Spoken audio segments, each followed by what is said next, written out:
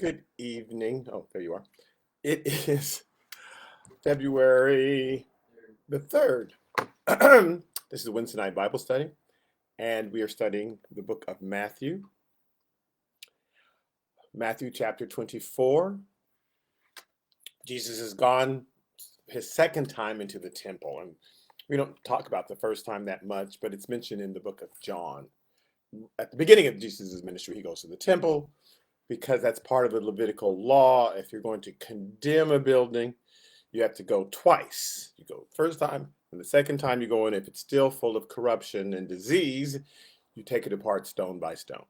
And so Jesus has now gone to the second time into the temple, and he is condemning it. And he then predicts it's going to be taken apart stone by stone.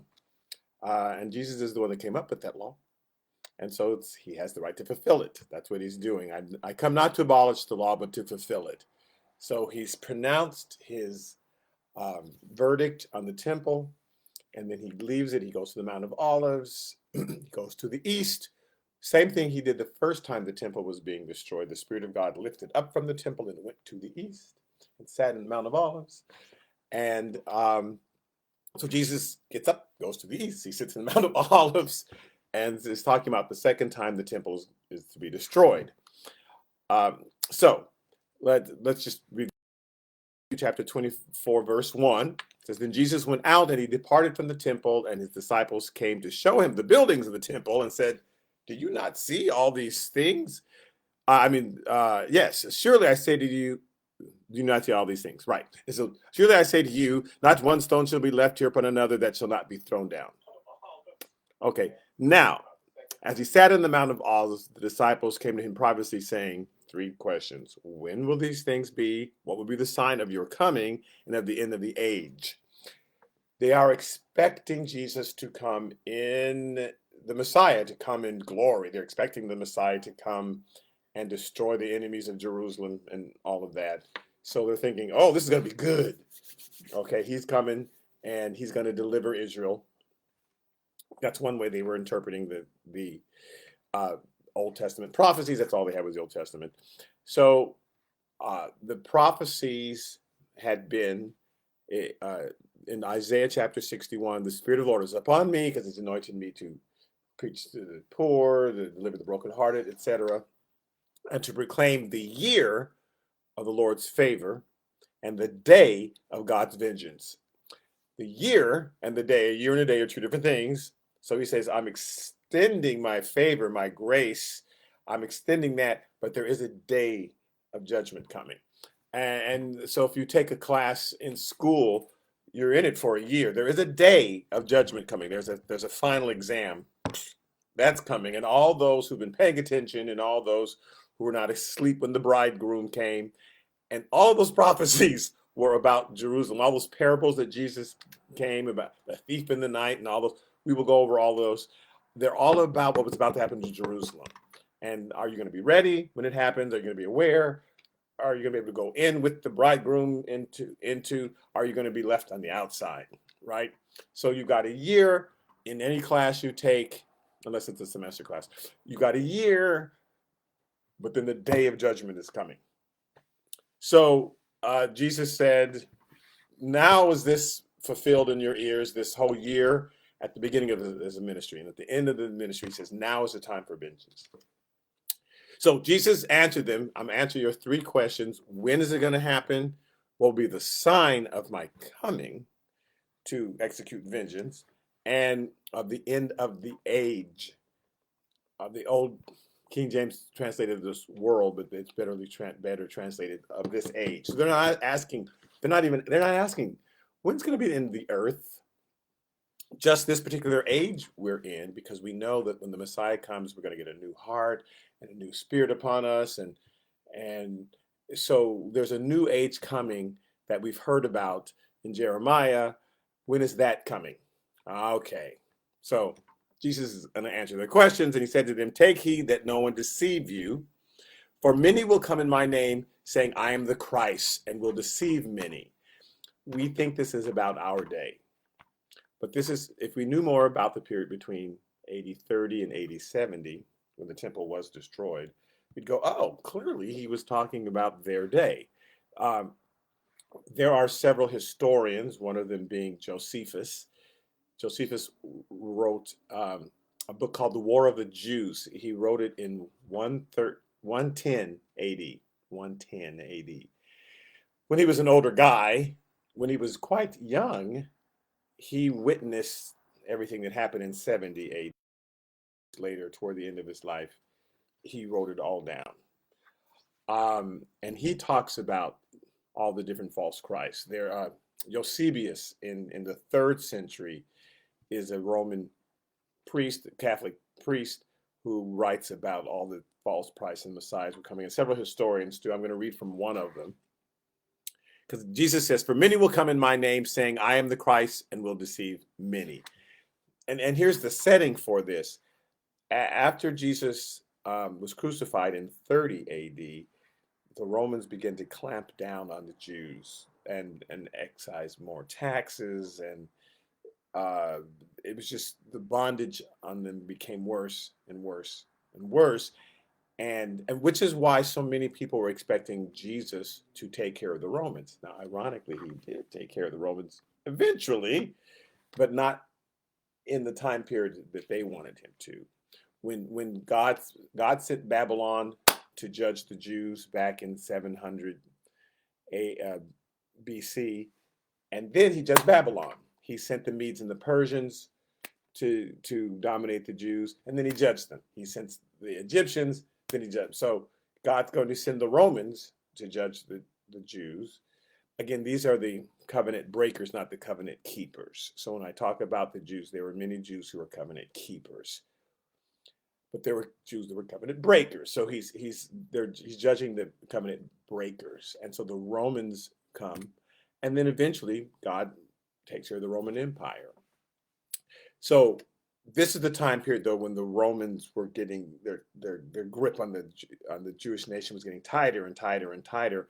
So they were praying for their Messiah. Now, he had been there, they had missed it, so they were very susceptible to anyone else claiming to be the Messiah, and Jesus warning them. So here's one of the historians who wrote, the necessity for this warning soon appeared because within 1 year of the Lord's ascension, rose Dositheus, the Samaritan, who had the boldness to assert that he was the Messiah of whom Moses prophesied, while his disciple Simon Magus deluded multitudes into a belief that he himself was the great power of God.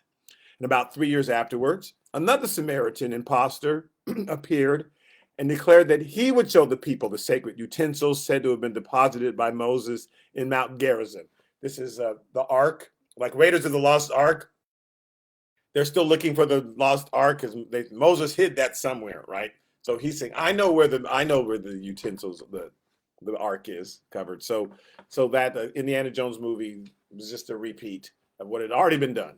So he said that he would show the sacred utensils said to have been deposited by Moses in Mount Gerizim. Induced by an idea that the Messiah, the great deliverer, was now come, an armed multitude assembled under him. But Pilate speedily defeated them and slew their chief. Now, while Cuspius Fadus was procurator in Judea, another deliverer arose whose name was Theodas. Then later, under the government of Felix, deceivers rose up daily in Judea and persuaded people to follow them into the wilderness, assuring them that they should be there to behold conspicuous signs and wonders performed by the Almighty. So follow me, I'm going to do signs and wonders in the wilderness. And he got a bunch of people out into the wilderness, right? Then about the period of 5, celebrated Egyptian impostor. Yeah, this is his cousin. Felix, the celebrated Egyptian impostor, who collected 30,000 followers and persuaded them to accompany him to the Mount of Olives, telling them that from thence they should see the walls of Jerusalem fall down at his command. So he was I'm going to do great signs and wonders to prove to you that I'm the Messiah, and the walls of Jerusalem will fall down. And 30,000 people followed him. The walls of Jerusalem will fall down at his command as a prelude to the capture of the Roman garrison and to their obtaining the sovereignty of the city. In the time of Porcius Festus in AD 60, Another distinguished impostor seduced the people by promising them deliverance from the Roman yoke if they should follow him into the wilderness. But Festus sent out an armed force which speedily destroyed the deceiver and his followers. So there were many people claiming to be Christ. Jesus, the Christ, warned them. Many false Christs are going to come. He wasn't talking about 2,000 years later. He was talking about a year. A year after I get crucified, that's when they're going to start saying, I'm the Christ, I'm the Messiah. Okay, so he's warning them.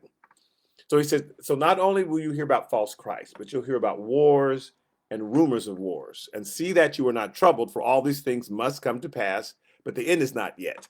Josephus writes in his writings where he recorded everything that happened.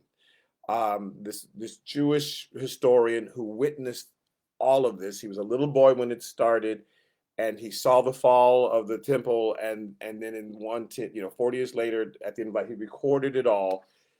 In his book, The War of the Jews, 150 pages are about the wars that were going on during this time period.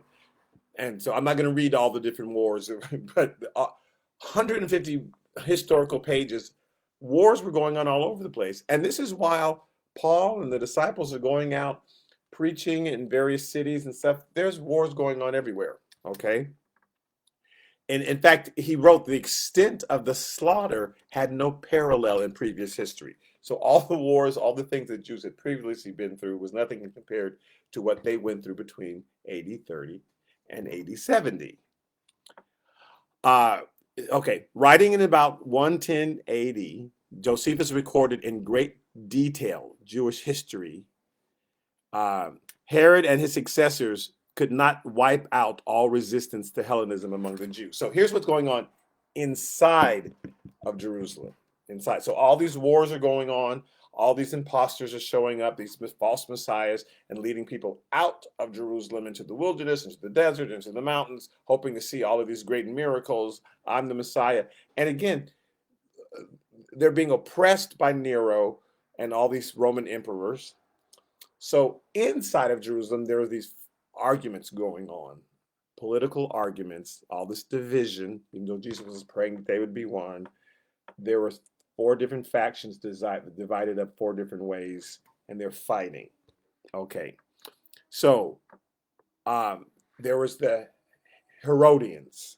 Actually, there was 5 different factions, but there were the Herodians who wanted to give in to the Romans, and because they're already connected with the Romans, right? We're already connected, so let's stop fighting them and just give in. And change our religion, and so that the Jews won't be mad at us anymore, because we keep resisting, we're going to get in trouble. Yeah, when in Rome, do as the Herodians do. So Herod and his successors, though, could not wipe out the resistance to Hellenism. Hellenism is the Greek influence that the Romans were bringing. Ironically, they were bringing Greek influence because the Greeks had dominated Rome for a long time, and the Romans were simply imitating the Greeks, because Greek culture was really fantastic. So the Romans just took all the Greek culture and they tried to spread it everywhere. So it's called Hellenism. So the Herodians, Herod and all successors were trying. People were like resisting, and Herod and them were saying, "No, give in," and couldn't wipe it out. They were, of course, varying degrees of resistance. Herod's supporters sought to bridge the gap between the 2 cultures, the Roman Greek culture and the Jewish culture, and thus have the best of both worlds. The Sadducees combined a strict adherence to Mosaic law with kind of a partial acceptance of Hellenism. So the Herodians could care less about Mosaic law, but the Sadducees, they didn't believe that the Mosaic law was from God. They just thought it was really good. They said it's from Moses. And so they were the very rich, very wealthy owners of the temple. And every church have the very rich people who give a lot of money to the church, and they feel like they can control what happens in the church. And that's who the Sadducees were. And they didn't care that much about God, but they certainly cared about the fact that they had spent all this money on fixing up this temple.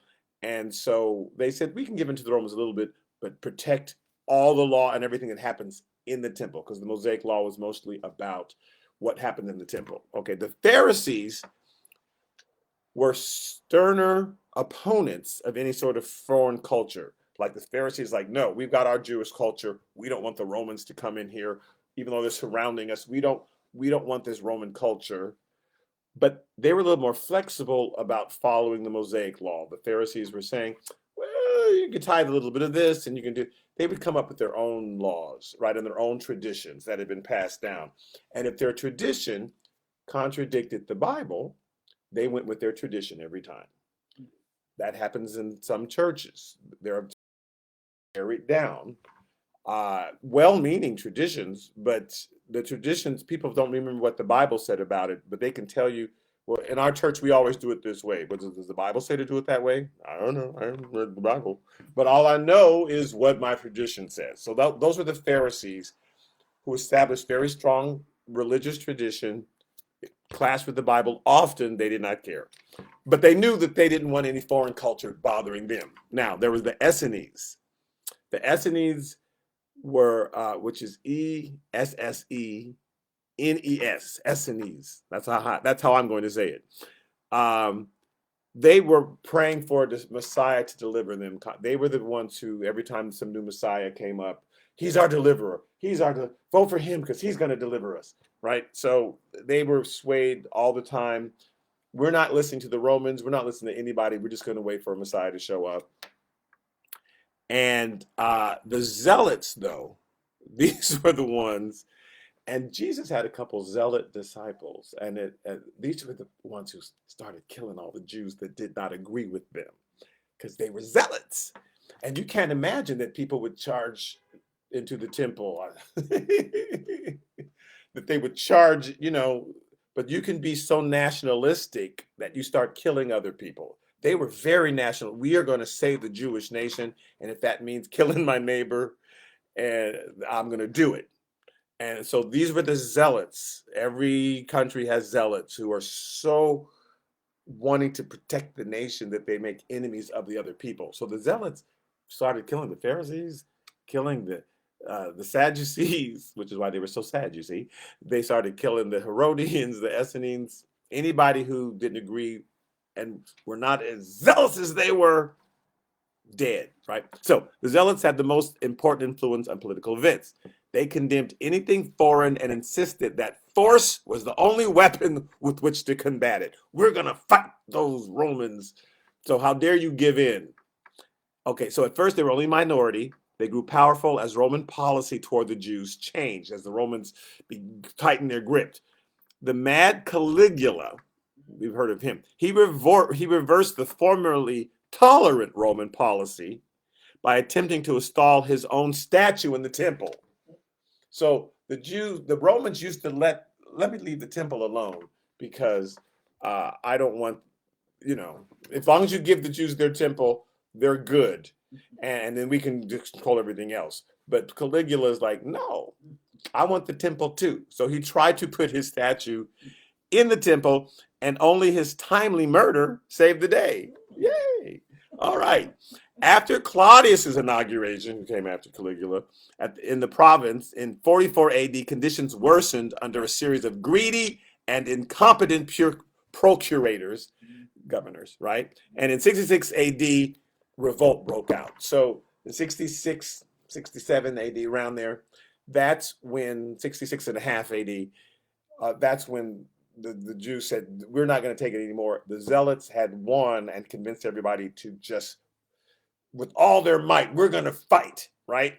And so that's when they sent the army to surround Jerusalem, 66 and a half AD. 3.5 years before 70 AD, the Roman armies are sent there, and that's when crazy stuff started happening. So the Zealots were becoming bold with their attacks against Rome, right? The Roman emperor of the time of this revolt is now Nero. Caligula died, Claudius, all these other people have followed, right? Now Nero's in charge. Nero had encountered Christians. I mean, his big problem was Paul, and since 30 AD, Peter, Paul, all these people, especially Paul, were going all over and spreading this new cult called Christianity. So I'm not only am I bothered by the Jews, but then we've got these Jews who now believe in Jesus, and this drove Nero. Not that you needed much to drive Nero crazy, but so I'm gonna start killing Christians, then I'm gonna start killing Jews. So he on two fronts, right? And the Christians, once Stephen was murdered, they no longer stayed in Jerusalem. That was their signal to go out and start spreading Christianity. So now Nero's feeling like he's losing control of everything because this cult is spreading. The rest of the Jews stayed in Jerusalem. So he sent his army to surround them, and then I'm going to take care of all these others. Okay. So Nero did not like the Christians, and he liked the Jews even less. So Nero sent Titus's father, Vespasian, to quell this revolt that was happening in Jerusalem and Judea and that surrounding area. Nero died at the time that the Romans were retaking Judea. So after he sent the army, he died. Then there were three emperors who succeeded him within like 6 months period. Boom, boom, boom. And if you remember, Daniel had the vision of the three horns that appeared, and they were replaced by one horn. So there were three emperors that replaced Nero, and then they were replaced by this one horn, which eventually was Vespasian. So Vespasian was originally the general sent there, but once then Nero died, and then war broke out among these three other generals as who's going to take over Roman Empire.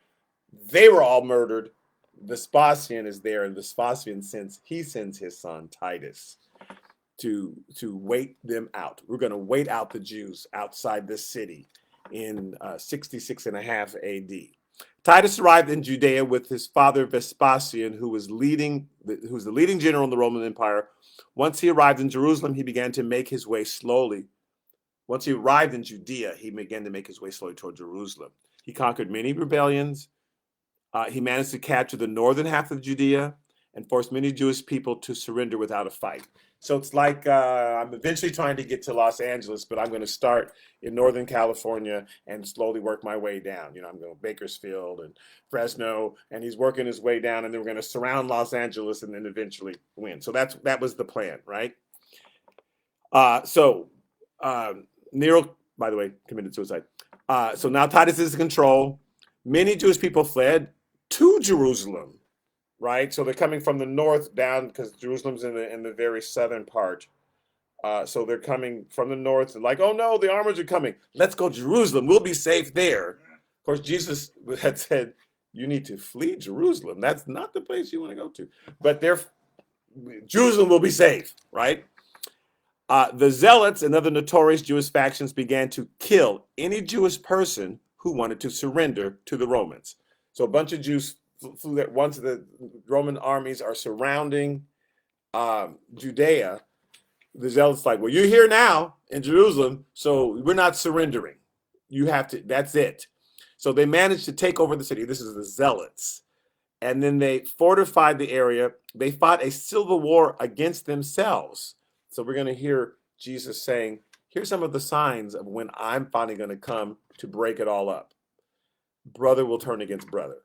So there's a civil war going on inside of Jerusalem during this period between 30 and 70 AD. But now we're between 66 and 70 AD. So there's not much time left. It's 3.5 years left. So the Zealots managed to take over the city. They fortified the area. They fought a civil war against themselves. Titus just waited for the outcome of the situation before he acted. Well, I'll just let them all kill each other, and I'll just wait. And he did. He waited 3.5 years while brother was turning against brother.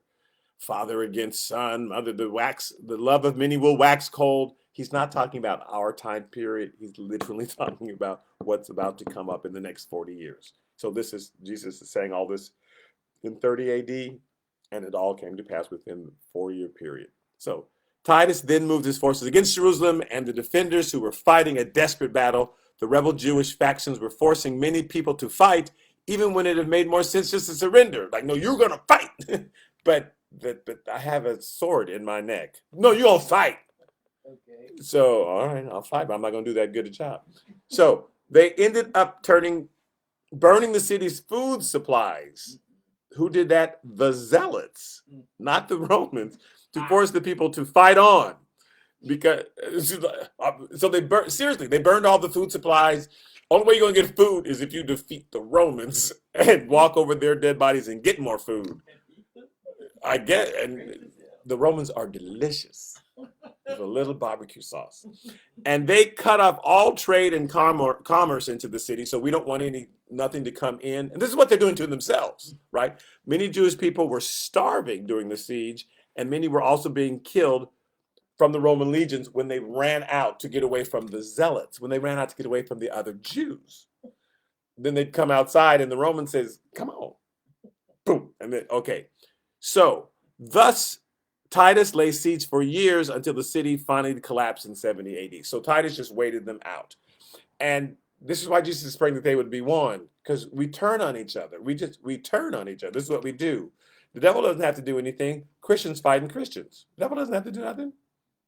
People fighting in church. The devil just sits outside eating popcorn. This is fantastic. So that's, people turning on each other instead of banding together, putting aside their differences. That's how we are today. Now, there were also devastating earthquakes during this time period. Jesus says in verse 7, "For nation will rise against nation, kingdom against kingdom, and there will be famines, pestilences, and earthquakes in various places." This happened during this time period. Many earthquakes. And he says, and all these are just the beginning of sorrows. What? That's the beginning? Yes. It's going to get crazy up in here. Yes. Then, wait, there's more. Then they deliver you up to tribulation and kill you. Now, Jesus is now talking. So who originally asked the question? The disciples. So they're asking, when are these things going to be happening? When the temple's going to fall apart? And what's the sign of your coming and of the end of the age? So he's saying, well, here's what's going to be happening in Jerusalem. But here's what's going to be happening with you. In verse 9, they're going to deliver you up to tribulation and kill you, and you'll be hated by all nations for my name's sake. So you're going to go around preaching the gospel and be persecuted for righteousness' sake, but it's going to be because, not because you stayed in Jerusalem. When you go out, people won't want to hear it. They won't want to hear it. The Jews who have spread out, again, these are the covenant breakers, not the covenant keepers. There are Jews who were covenant keepers. These are Jews who are covenant breakers. So we're not anti-Jews or anything. I'm just saying there were those in outer cities. When Paul would go to any city, he'd go to Ephesus and Philippi and Galatia. The Jews in those cities didn't want to hear it, and they'd be the first ones to try to kill him. And then he'd preach to the Gentiles. So when he says they're going to deliver you up to kill you, he's talking about these people, my people, who I'm trying to reach. They so much do not want to hear this gospel that it's going to be your fellow Jews who are going to attack you. And that still happens. Most fights I've seen are between believers going at each other in the church. It's a shame. So they will deliver you up to tribulation, your fellow Jews, and kill you, your fellow Jews. And you will be hated by all nations for my name's sake. Jews in all those nations. They'll be the one attacking you, Jews, who I'm looking at, right? So this is brother against brother. Matthew 10. Jesus had already prepared them for this. And we went over that. I'm just reminding Matthew 10, verse 21 to 23. He says, "Now brother will deliver up brother to death, and father his child, and children will rise up against parents and cause them to be put to death." So there's two places where this is happening. When you go preach the gospel, your fellow Jews will be so upset to hear it. They want to put you up to death. If you stay in Jerusalem, your brothers, your zealot brothers who think they're protecting the nation, they're going to kill you if you don't support what they believe. So brothers will deliver you up to brother, father with his child, children will rise up against parents and cause them to be put to death. And you will be hated by all for my name's sake, but he who endures to the end will be saved. So if you're listening, I can tell you how to avoid some of this stuff. When they persecute you in this city, flee to another. For assuredly I say to you, you will not have gone through the cities of Israel, all Samaria, all the surroundings, before the Son of Man comes. So Jesus said that, and they didn't get it. But he says, once you start going to Samaria and Galilee and all those places, you won't have gone through them all, and then the Son of Man will be coming back. So he's talking about, we think Jesus is talking about his second coming. He's talking about the end of his first coming. His first coming is salvation and justice. It's the year of salvation and the day of vengeance. That all is what happens in his first coming. So his first coming ends with the day of judgment. Now, yes, he's coming. He's coming back again. Oh, yes. That's happening. Who knows when? So his second coming is happening. But at this time, when he says, before the Son of Man comes, he says, you people will not have preached the gospel before the Son of Man comes. So I'll be back to execute justice and judgment on the covenant breakers. And so surely, and so Paul didn't make it all around everywhere. Paul was trying to get to Rome. He's trying to get to France. He's trying to get to everywhere in Europe. He had preached, and people are going to India. The Paul's ship landed in northern Africa. I mean, it's spreading, but it didn't get everywhere before 70 AD when Christ, when the Messiah, using the Romans as his people, came to destroy the temple. Okay, because he's bringing judgment. That's the day of vengeance. Year of salvation, but a day of vengeance. So, and then many will be offended, will betray one another, and will hate one another. This is exactly what happened, right? This is Jesus talking. Many false prophets will rise up and deceive many, and because lawlessness will abound, the love of many will grow cold. But he who endures to the end shall be saved. So Jesus is describing exactly what was going to happen in Jerusalem. He's not talking about the year 2025 or something like that. He's talking about 67 to 70 AD. And this gospel of the kingdom will be preached in all the world as a witness to all the nations, and then the end will come. So it's going to be preached out, which is what Paul did and others did. And then the end of this age will come, because they're asking, when's the end of this age? The age where the Gentiles Jesus called the age of the Gentiles, and that's the Gentiles, and that's the age where the Gentiles are controlling and dominating Jerusalem. I mean, controlling and dominating the Jewish people. And so then the end of that age will happen, and there'll be a new age, the church age, where my kingdom will be established. So the end of this age is coming soon, and I'm trying to give you the signs. So here's one. Therefore, when you see the abomination of desolation spoken of by Daniel the prophet. Now, we've been studying the abomination of desolation for 10 weeks. We've gone through the book of Daniel, and in Daniel, they describe every single nation that's going to come and dominate the Jews, starting with Assyria, then Babylon, then the Medes, the Persians, the Greeks, the Egyptians do it, and then the Romans. These are all, and he says, then the people of the prince who will come, the people of the prince, the people of the Messiah, because he calls himself Messiah the Prince. And Daniel, he says, the Messiah, the Prince is coming. And then the people of that prince, they're going to come and go inside the temple and destroy it. So when you see the abomination of desolation spoken of by Daniel the prophet, standing in the holy place, when the Roman armies get in, because they went in, once they broke the walls of Jerusalem, they went straight to the temple. They stood in the temple, destroyed the temple. Then they turned on the people. Josephus says that over 1 million Jews were massacred. And it was this horrific, horrible thing. So when you see them go into the temple, if you're on the rooftop, leave the city immediately, because then they're going to turn on you, and then that's it. So you see them standing in the holy place. Whoever reads, let him understand. Then let those who are in Judea flee to the mountains. Let him who's on the housetops not go down to take anything out of his house. And they did. Those Christians who Jerusalem who saw that sign, who said, those Romans are not going to come and destroy the temple and then make peace with us. Because that they thought, okay, fine, you destroyed the temple. Fine, we charged the capital, whatever. Now we're done. No, we're not done. We're not only destroying the temple, but we're going to kill all of you. And that's what they couldn't imagine. The Zealots thought they were protecting the temple. But Jesus had already condemned the temple when he cursed the fig tree, and we'll get to that, right? And he'd already pronounced, that the temple's going to be thrown down. So the Zealots are protecting something that Jesus had already condemned. Sometimes we do that. God's already said, I'm done with that. And we're like trying to hold on and protect it. No, I got to protect this. We got to protect. and God's already cursed it. It's already done. He's moved on. So the zealots are trying to protect the temple.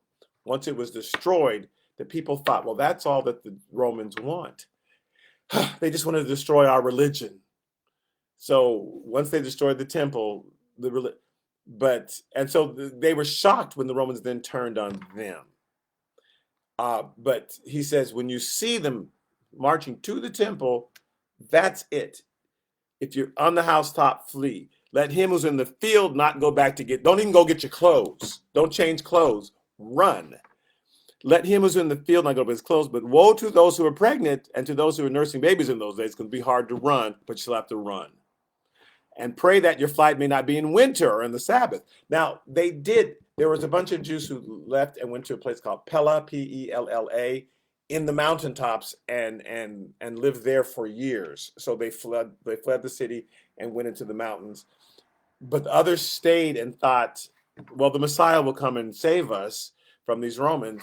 And that's why Jesus was weeping and saying, oh no, you did not know the day of your visitation. He wept over Jerusalem right before he went into the temple.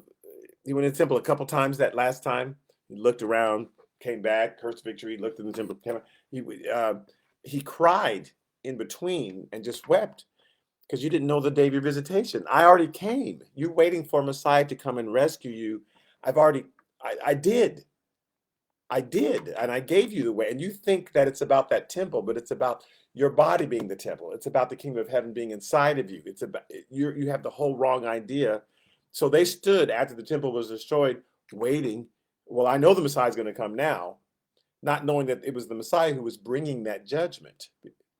And what can Jesus do? The year of salvation, but the day of judgment. I'm telling you now that I'm cursing you. He gave the parable of the vineyard and the people who he let tend his vineyard, but they didn't. They refused to tend his vineyard. And he sent his servants there and they killed the servants. He sent more servants, killed the servants. Well, surely they'll accept my son. So he sends the son, they kill the son.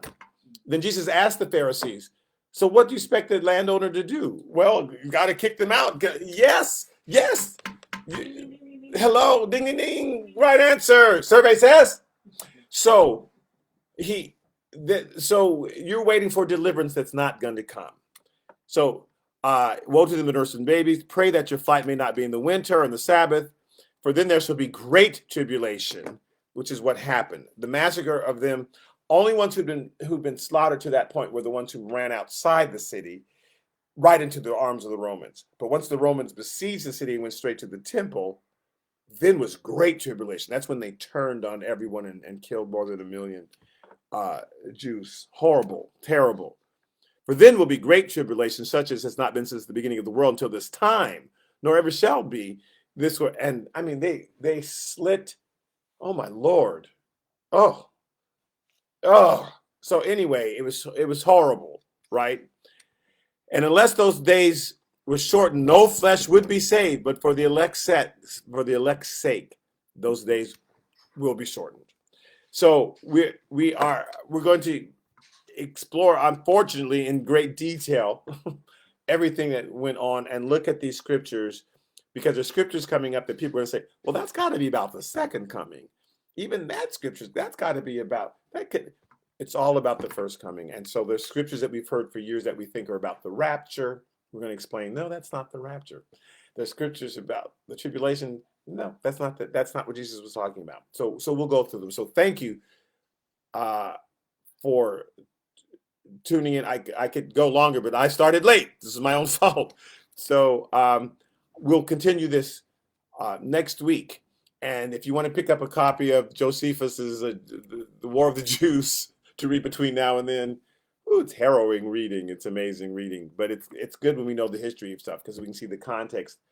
And people who didn't study history read these verses and misinterpreted them, not on purpose, but they never read that history, what happened between 30 AD and 70 AD. So they thought, oh, Jesus is talking about today. And so a lot of Christians are confused on this topic, but we're going to get clarity on it. So thank you for tuning in today. I'll see some of you on Sunday. We're in the book of Genesis. Abraham was just about to slice up Isaac when God stopped him. So we're going to see what happens from there on. And I'll see others of you next week. So again, thanks for tuning in. I'm gonna end there, and we'll talk more later. All right, bye bye.